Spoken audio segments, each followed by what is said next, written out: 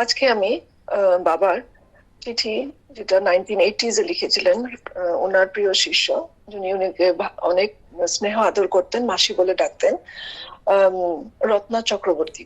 এই চিঠিটা আমি কালকে খুঁজে পেলাম, পুরোটা অনেক লম্বা, তো এটা আমি তিন ভাগে বিভক্ত করলাম। এখন আজকে সেকেন্ড পার্টটা আমি পাঠ করব, আর গতকালকে আমি ফার্স্ট পার্টটা করে নিয়েছি, আর সোমবার দিন আমি করব থার্ড পার্টও একটু অনেক বেশ লম্বা। তো আজকের পার্টটা আমি এখানে শুরু করছি।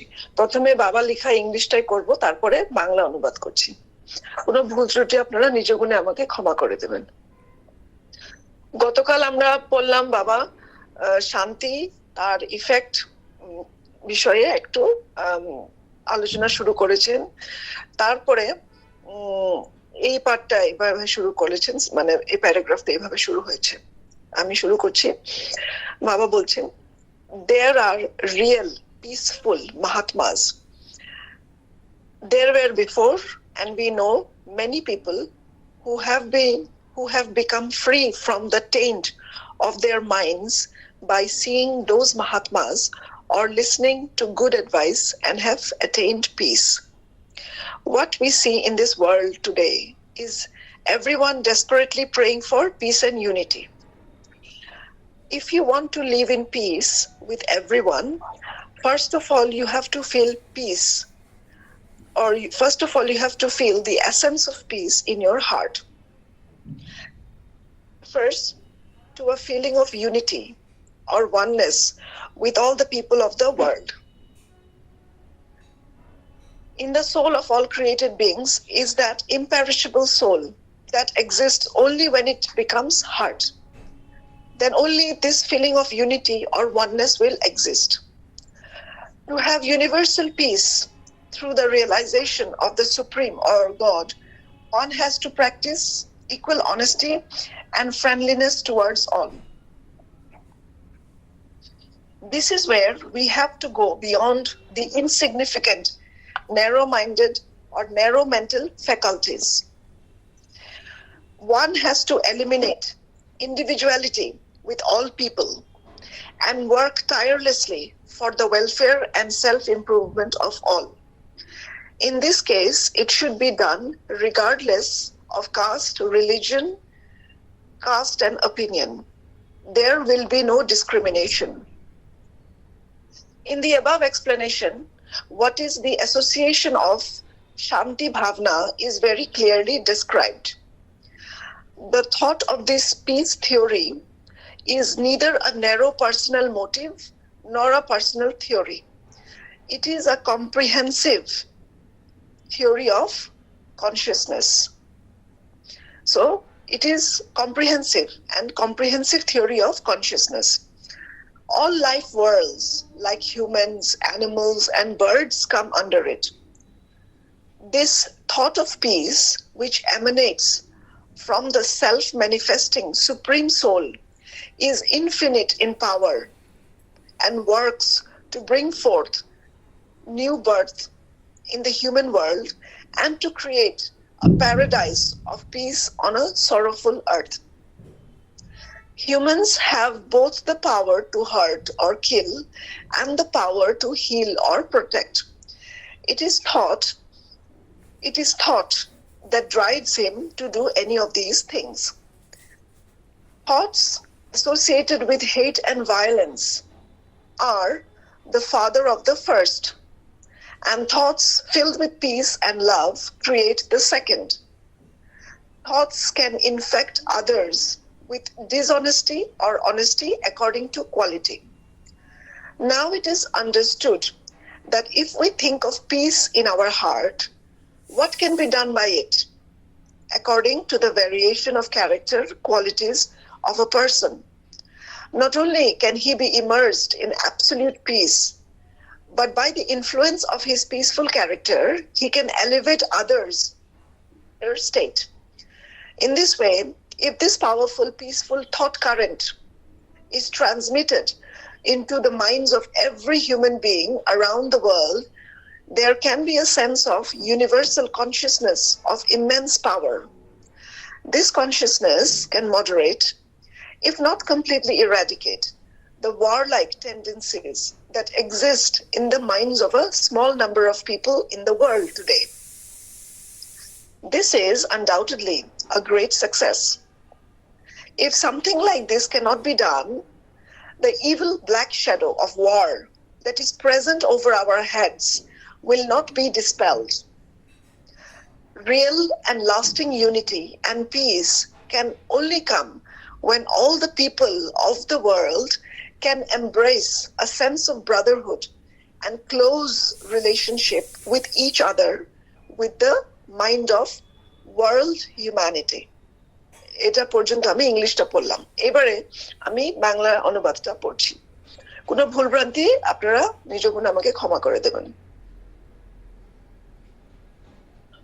প্রকৃতি শান্তিময় মহাত্মার আছেন, আগেও ছিলেন এবং এবং আমরা এমন অনেকে জানি যার সেই মহাত্মাদের দেখে বা তাদের সৎ উপদেশ শুনে নিজের মনের কলুষতা থেকে মুক্ত হয়েছেন এবং শান্তি লাভ করেছেন। আজ আমরা এই পৃথিবী যা দেখি তা হলো প্রত্যেকে শান্তির জন্য এবং একতার জন্য আন্তরিক প্রার্থনা করছে। আপনি যদি সকলের সাথে শান্তিতে বসবাস করতে চান, তবে সবের আগে আপনাকে আপনার হৃদয়ে শান্তির সর্ববস্তু অনুভূত করতে হবে। শান্তি বলতে বোঝায় পৃথিবীর সকল মনুষ্যের সাথে একাত্মতা বা অভিন্নতার অনুভূতি। সকল সৃষ্টির জীবের আত্মার মধ্যে সেই অবিনশ্বর আত্মা বিদ্যমান, যা হৃদয়ে পরিণত হলেই কেবল এই একাত্মতা বা অভিন্নতার অনুভূতি বিদ্যমান থাকবে। পরমাত্মা বা ঈশ্বরের উপলব্ধির মাধ্যমে সর্বজনীন শান্তির লাভ করতে হলে সকলের প্রতি সামান্য সততাও ও বন্ধুত্বেরও অনুশীলন করতে হবে। এখানেই আমাদের তুচ্ছ সংকীর্ণ মানসিক বৃত্তির ঊর্ধ্বে উঠতে হবে। সকল মনুষ্যের সাথে ব্যক্তি স্বতন্ত্র দূর করতে হবে এবং সকলের কল্যাণ ও মঙ্গলের জন্য অক্লান্তভাবে কাজ করতে হবে। এই ক্ষেত্রে জাতি, ধর্ম, বর্ণ ও মত নির্বিশেষতা করতে হবে, কোনো ভেদাভেদ থাকবে না। উপরের ব্যাখ্যায় শান্তি ভাবনার সম্পর্ক কি তা অত্যন্ত স্পষ্টভাবে বর্ণনা করা হয়েছে। এই শান্তি তত্ত্বের ভাবনা কোনো সংকীর্ণ ব্যক্তিগত উদ্দেশ্য বা ব্যক্তিগত তত্ত্ব নয়। এটি চেতনার একটি ব্যাপক ও সর্বাজীন তত্ত্ব। মনুষ্য, পশু, পাখি ইত্যাদি সমস্ত জীব জগৎ এর অন্তর্ভুক্ত।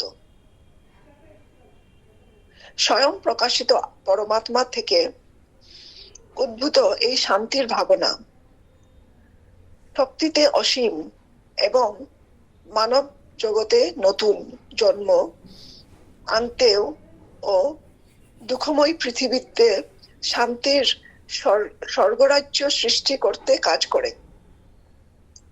মানুষের মধ্যে আঘাত করার বা হত্যা করার শক্তি এবং আরোগ্য করার বা রক্ষা করার শক্তি উভয়েই রয়েছে। চিন্তার থেকে কাজগুলো যে কোনো একটি করাতে চালিত করে। ঘৃণা ও হিংসার সাথে জড়িত চিন্তা ভাবনা একদিকে এবং শান্তি ও ভালোবাসা পরিপূর্ণ চিন্তা ভাবনা দ্বিতীয় সৃষ্টি করে। চিন্তা ভাবনা তারা গুণগুণা অনুসারে অন্যদের মধ্যে অসততা বা সততা সংক্রামিত করতে পারে। এখানে বোঝা যায় যে আমাদের যদি এখানে বোঝা যায় যে আমরা যদি আমাদের হৃদয়ে শান্তির কথা ভাবি, তবে এর দ্বারা কি করা যেতে পারে। একজন ব্যক্তির চরিত্রের গুণাবলীর তারতম্য অনুসারে সেই কেবল পরম শান্তিত নিমগ্ন হতে পারে না, বরং তারা শান্ত চরিত্রের প্রভাবে সেই অন্যের দ্বারাও অনুরূপ অভ্যাস উন্নীত করতে পারে। এইভাবে যদি এই শক্তিশালী শান্তিপূর্ণ চিন্তাধারা বিশ্বের প্রতিটি মানুষের মনে সঞ্চারিত করা যায়, তবে এক অপরিসীমা শক্তির বিশ্বজনীন চেতনা উন্মেষ ঘটাতে পারে। এই চেতনা বিশ্বের অল্প কিছু মানুষের মনে বিদ্যমান যুদ্ধান্দেহী প্রবণতাকে সম্পূর্ণরূপে নির্মূল করতে না পারলেও প্রশমিত করতে পারে। এই নিঃসন্দেহে একটি বিরাট সাফল্য। যদি এমন কিছু করা না যায়, তবে আমাদের মাথার উপর ঝুলে থাকা যুদ্ধের অশুভ কালো ছায়া দূর হবে না। প্রকৃতিও স্থায়ী, একে এবং শান্তির তখনই আসবে যখন বিশ্বের সকল মানুষ বিশ্ব মানবতার মন নিয়ে একে অপরের প্রতি ভ্রাতৃ বা ঘনিষ্ঠতার অনুভূতি গ্রহণ করাতে পারবে। প্রণাম। ওম বঞ্চকল্পতরুভ্যশ্চ কৃপা সিন্ধু প্রয়োগ চ পতিতানাং পাবনেভ্যো বৈষ্ণবেভ্যো নমো নমঃ।